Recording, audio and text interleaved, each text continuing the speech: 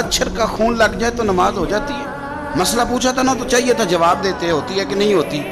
حضرت عبداللہ ابن عمر حضرت عمر کے صاحبزادے ہیں، یہ میرے سامنے ترمذی شریف پڑھی ہے، تو ان سے کسی بندے نے مسئلہ پوچھا، کوفے کا رہنے والا تھا وہ شخص، کہنے لگا حضرت جی یہ مکھی کا خون لگ جائے کپڑوں کو تو نماز ہو جاتی ہے، یا مچھر کا خون لگ جائے تو نماز ہو جاتی ہے؟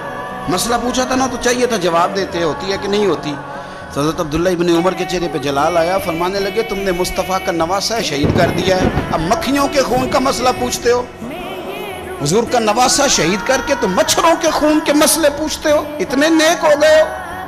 آپ فرمانے لگے تم نے تو اس حسین کو شہید کیا کہ جن کے بارے میں میرے نبی پاک نے فرمایا تھا حسن اور حسین دنیا میں میرے پھول ہیں۔ دیکھیں سوال کیا پوچھا اور جواب کیا دیا، فرمایا حسین کو شہید کر کے تو اب تم یہ مسئلہ پوچھنے لگے ہو کہ مکھی اور مچھر کے خون کے ساتھ نماز ہو جاتی ہے کہ نہیں ہوتی؟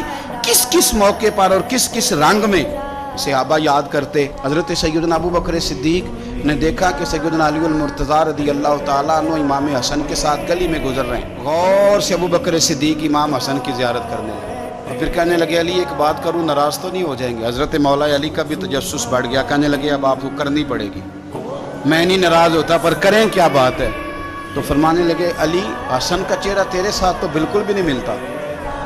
حضرت علی نے غور سے دیکھا تو فرمانے لگے حسن تو سارے کا سارا مدینے والے محبوب کے ساتھ شباہت رکھتا ہے، سارا ہی حضور کے ساتھ ملتا ہے، سارا ہی چہرہ، آنکھیں بھی حضور پہ، ناک بھی حضور پہ، ان کے لب ہائے مبارکہ بھی، سارا ہی حسن میرے نبی پاک کے ساتھ ملتا ہے۔